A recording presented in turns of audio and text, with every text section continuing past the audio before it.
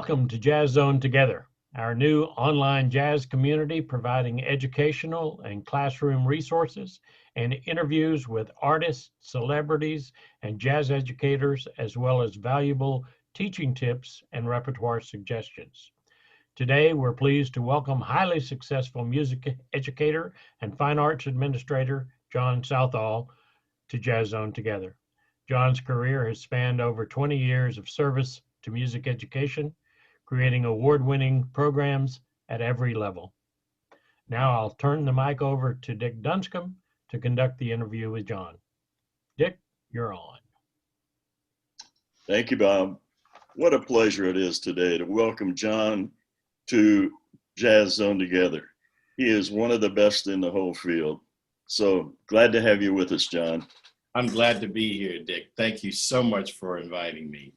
I'm so excited. I don't know what to do. I have no answers, but I hope that I will enjoy myself and you will enjoy my participation. I'm sure, and I know that the people are going to get smarter by listening to you throughout this interview. You have had such an illustrious and varied career. Let's talk about some of those early days and how they played impact on you going forward. Well, an interesting story, which is I'll go all the way back to high school and tell you a short story. In ninth grade, I started high school and I was in a music appreciation class, and I became friends with this wonderful young, I think he was a junior at the high school, an African American, and his name was George Washington. That's the absolute truth. And George was a tuba player in the band, and he said, "Hey, John, why don't you play in the band? It's a lot of fun. It's a big social atmosphere." And I got my schedule changed the next day, and that started my career in instrumental music. And it was a wonderful, wonderful time. But it leads to the power of how important it is for our music world. It doesn't matter whether it's jazz, legit, no matter what, the social environment, people loving people, people caring about each other. That is what we are all about as artists. And that's how I started. So there's my interesting story. Very interesting, for sure. George Washington, huh? Yeah. And, and he was in the jazz band, and we were all in the jazz ensemble at school. And it was interesting also because there was a summer program sponsored by the city of Chicago, and we actually got paid 40 hours a week to play jazz music as high school students. It was great. Hey, if you were a trumpet player, Maynard Ferguson's Rocky was the tune to play with the double B at the end. and you were forbidden to play anything on beats 1 and 3. Yeah, I know about that program. That was really wonderful. A lot of great musicians came through that program, including yourself. Yeah, Department of Human Services sponsored it. Yep. Now, please share with us and some of your teaching highlights. What were some of the proudest moments in your career so far? Well, one recent moment was actually a few days ago, Dr. Dunscomb. One of my former students from my high school, Piper High School, and Bob, this was before Western High School. Piper High School called me. He's an adult. He has a wife and 2 beautiful children. His name is Wallace Greenaway.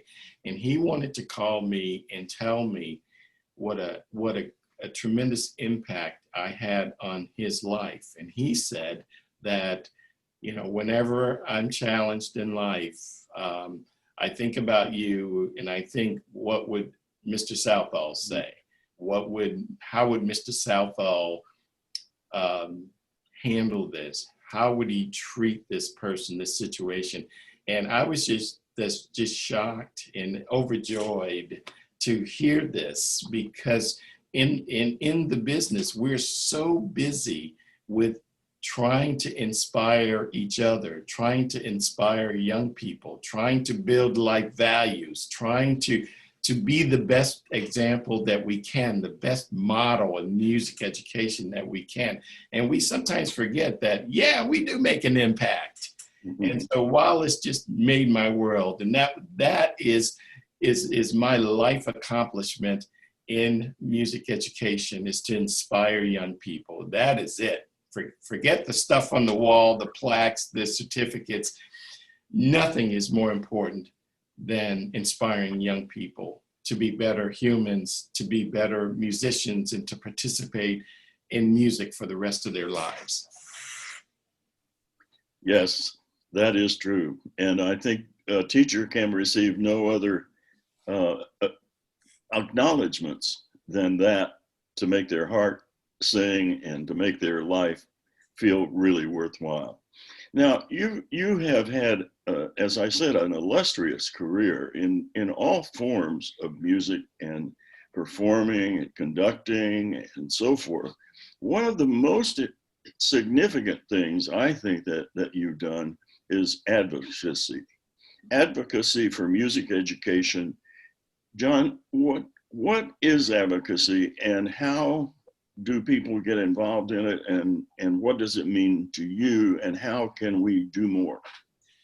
It simply, advocacy to me is a thought process that one must do all in their powers to inspire others to stay involved in meaningful music making activities, to support music education, music making activities, whether you're a performer or a teacher or an admirer, a patron, to encourage all humans to be involved and appreciate and understand and passionately support all genres of music, and to constantly carry the banner of support for all aspects of music, K through end of life.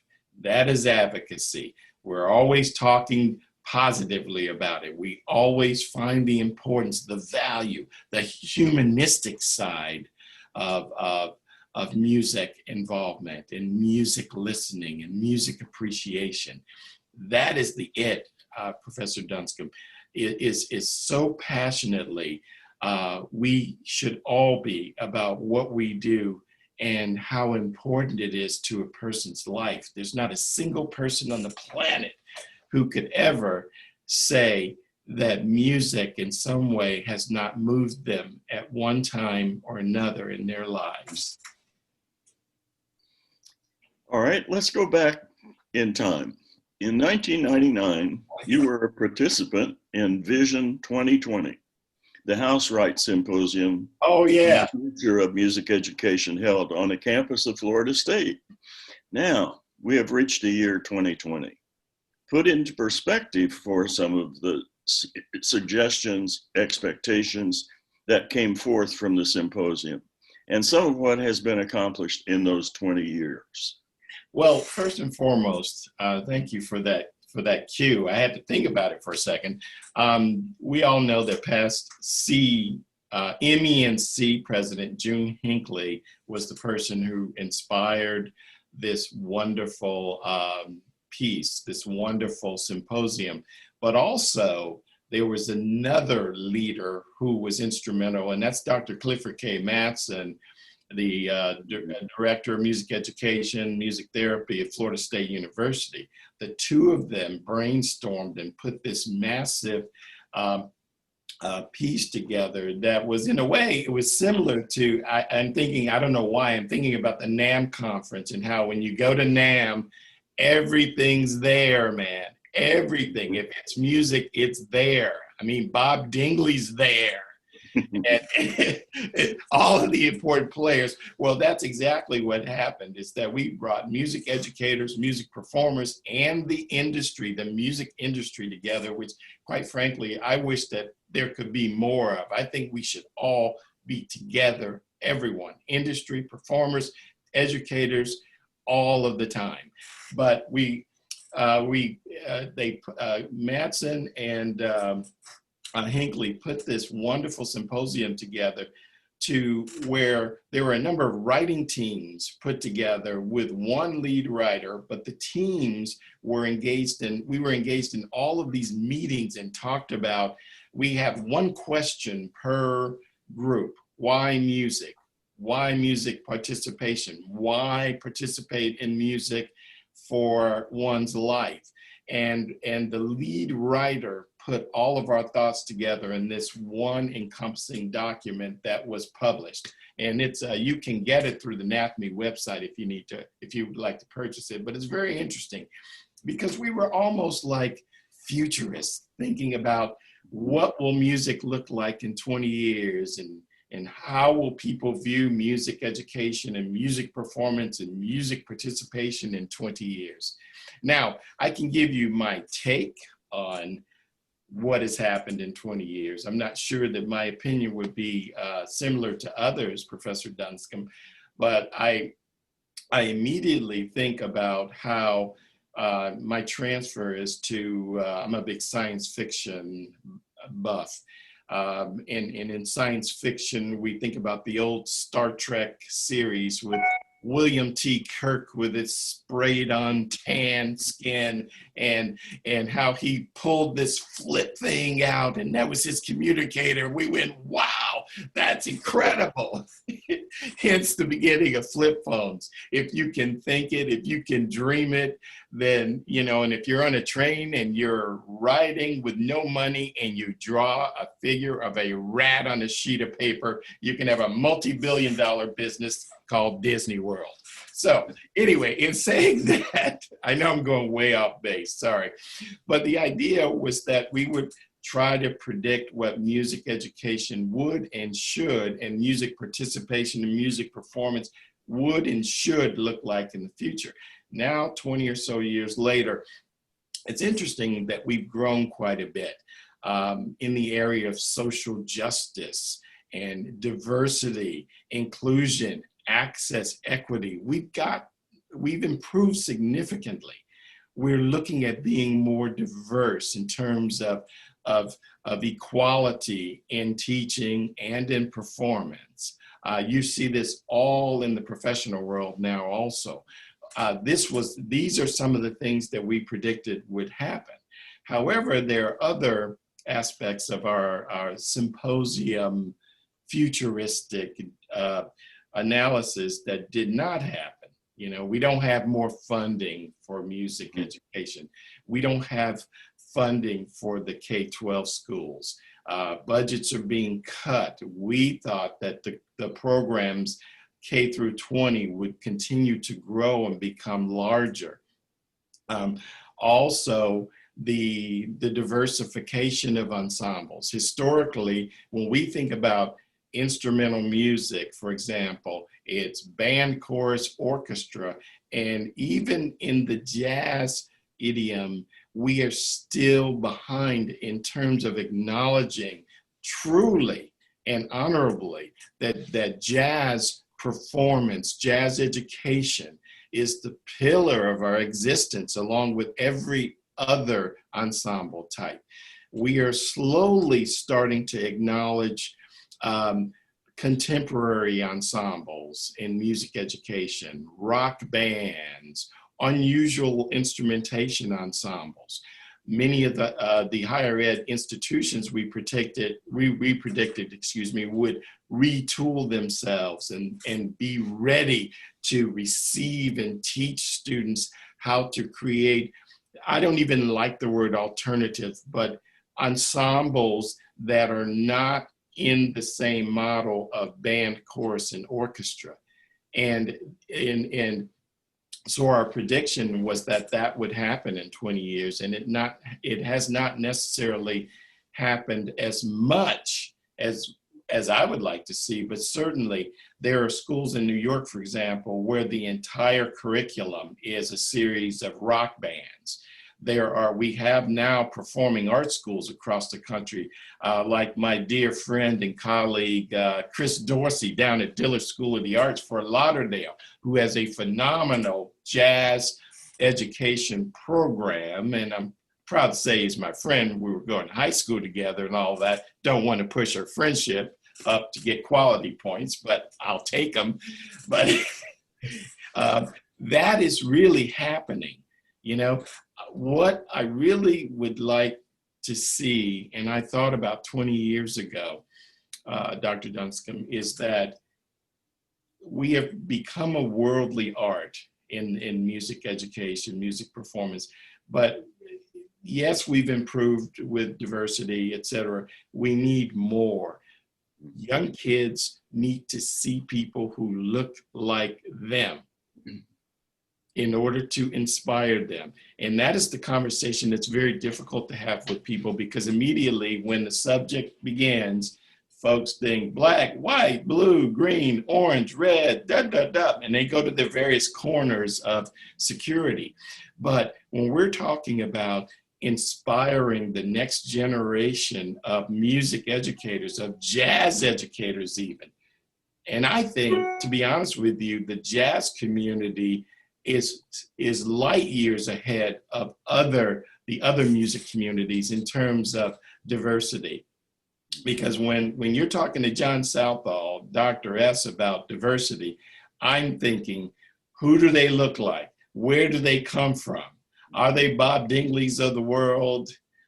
Are they Dick Dunscombs of the world? Who's my hero, by the way, everybody?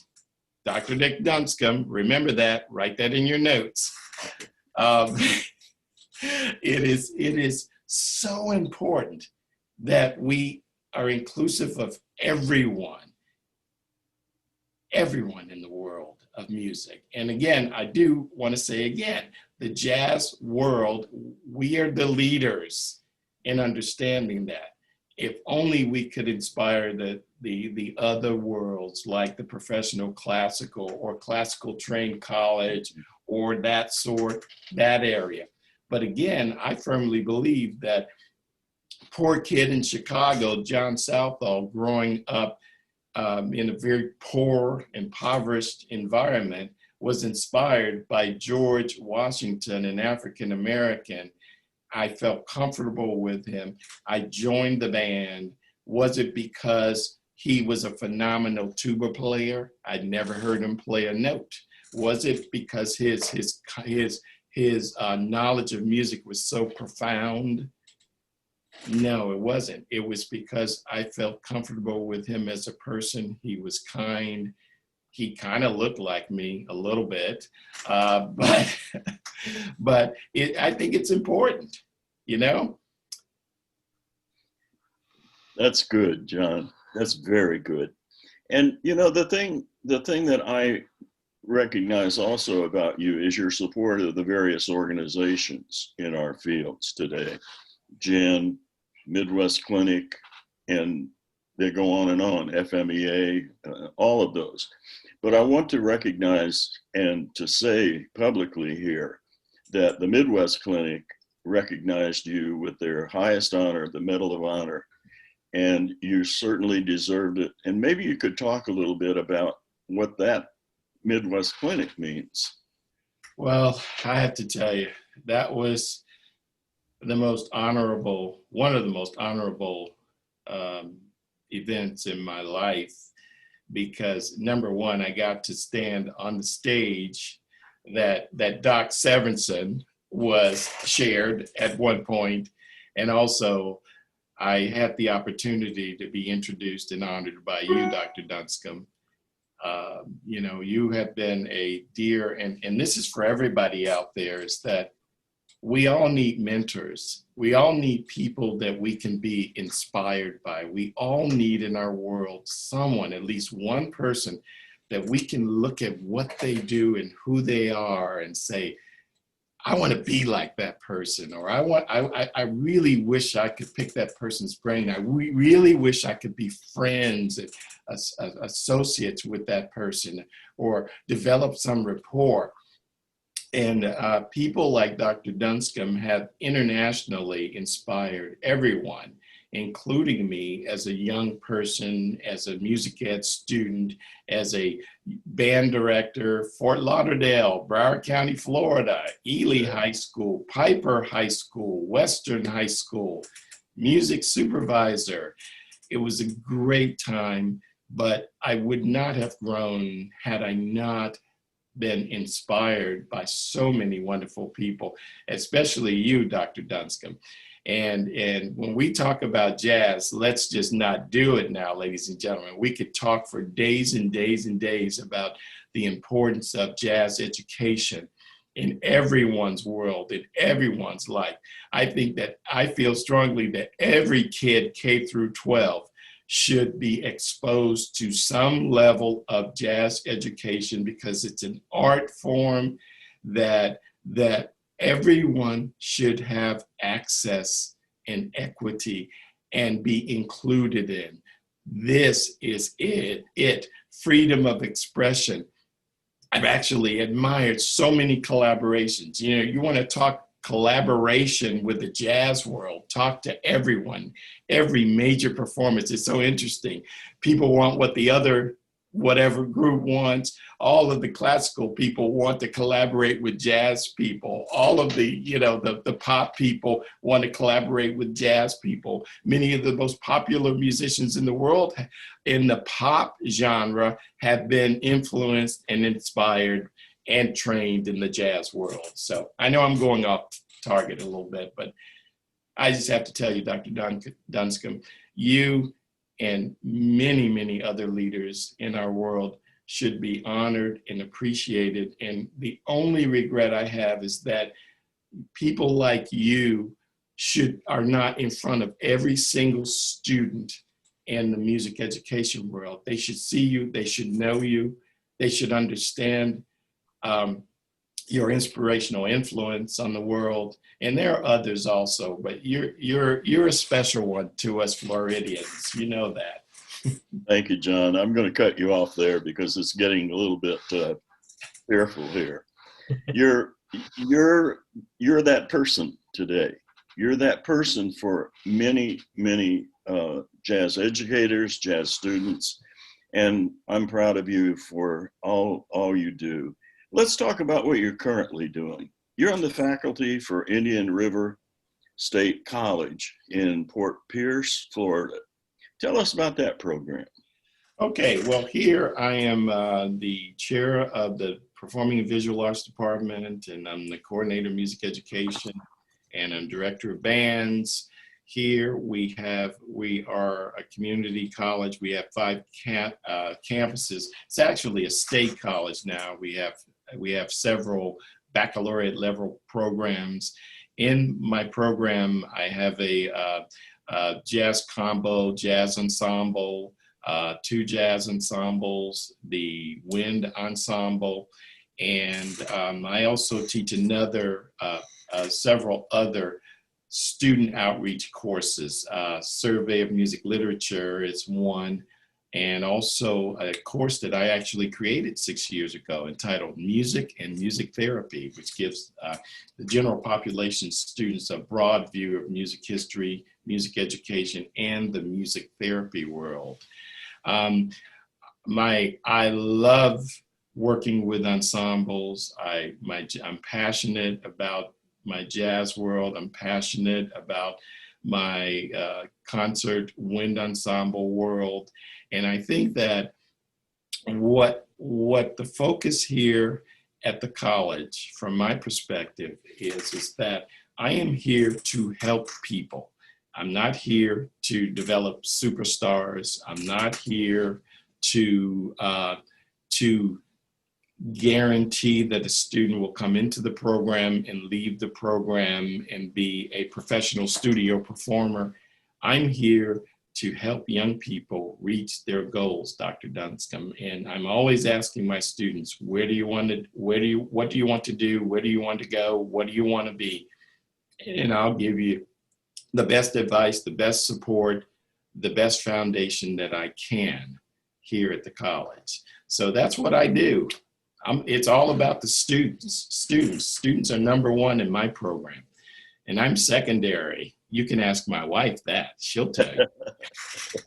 Well, we might just do that. You know, you also direct the community band, the Port St. Lucie Concert Band. Yes, sir. Thoughts on the importance of community bands and how they serve music in their communities? It's very simple. The community band, the community orchestra, the community choir, the community ensemble is an opportunity for people who are not music educators, people who are not music performers, people who have other day jobs, other professions, or they're retired, and it gives them an opportunity to participate in meaningful music making activities for the rest of their lives. We have septuagenarians, we have octogenarians, we've got one guy who's 94 and still playing his clarinet. We have middle school students. Also, it gives young people an opportunity to sit side by side with very experienced adults. And it is my passion. I love my Wednesday nights, every Wednesday, 6:30 to 8:30, because I know that the individuals in that ensemble are so passionate, Dick, about participating. They spend their whole week thinking about that one rehearsal that they come to, and they can just make meaningful music. And then there's lots of social. It's one of the ensembles where anyone can say anything that they want to Dr. Southall when his baton is down, and boy, they do, let me tell you. That's a great perspective on community activity. And as you mentioned earlier, it's a continuation of the influence of music in their lives. Now, you mentioned earlier about spending a good part of your career in Broward County in Florida, and also as various roles within FMEA, Florida Music Educators Association, including president and director and overseer of the conferences. Give us your perspective on the state of music education, and specifically the state of music education in Florida today. Thank you. I think that we are in excellent hands in terms of leadership. The music supervisors across the 67 districts in the state of Florida are phenomenal. They are just outstanding. And you talk about advocacy, from K through 12. Those are our people. The college music educators throughout the state are outstanding. Our numbers in terms of student enrollment, student involvement in K through 12 and college music education are very, very healthy. I think that we are in an excellent position on a national level because we are, first of all, the immediate past president of the National Association for Music Education, Dr. Kathy Sands, is our executive director for the Florida Music Education Association. So that's wonderful. But also, we are leaders in the country, Dick. We are always looking at expanding and broadening our horizons, creating additional participation activities unique to the specific historical model of what ensembles are. We are looking at diversifying our all state groups and our all district groups. It is important to the Florida music education that the whole diversity piece is at the top, is at the zenith of our agenda. It is so important. I was honored to serve as president. In many ways, I felt personally that honored, and of course did not feel worthy, as that's typical of me. But it was such an honorable time, and I'm continuing to serve on the board because of our passion, and I'm making sure that the message is always to the forward. Every student, every kid in Florida matters. Every adult in Florida matters. Everyone, no matter what the style, what the gig, 1 and 3, 2 and 4, meaningful music making, an appreciation for music. We are constantly working to be more inclusive, give more access, to provide more opportunities of people from all different walks of life. And that is the state of where we are. We're continuing to grow. And I think that that's an absolutely wonderful thing. And I hope that we are serving, I hope, as a model for other states. Yes, indeed you are, and we are. I'm a former educator in the state of Florida, as you know, in Miami at FIU. Yes. But then I left the state for a few years to take another position, but have come back recently. And I want to say what you said is really true. This state is a leader in this field, and we are so proud of that. I mean, in just those 11 years that I was out of state, and to come back and see the growth that happened and the wonderful things that are happening, boy, it's wonderful. Okay, John, you are known as a visionary in the field of music education. And as we said, you've received numerous awards and honors. Please give our audience of jazz educators, students, and fans some words of wisdom. You know, I remember back from my time picking up the instrument. Excuse me, I'm gonna pull it out because I think I have to tell this story while I have one of my main axes in my hand. Is that whenever I had a doubt in my life about anything, the instrument was there. I played my horn. Whenever I had a fear in my life, played my horn. Whenever I doubted my very existence on the planet, I pulled my horn out, played tunes, practiced, listened to my sound. This is my therapy. This is my life. I live by this. This guides me, my participation in music. Either conducting or playing an instrument. It's been my passion my whole life. And I would say to all young aspiring people, let this be your life. It will never fail you. It will never guide you in the wrong direction. It will always be there for you, for your comfort, for your happiness, for your peace of mind. Your art is everything that you do in this jazz world, classical world, pop world, whatever you want world.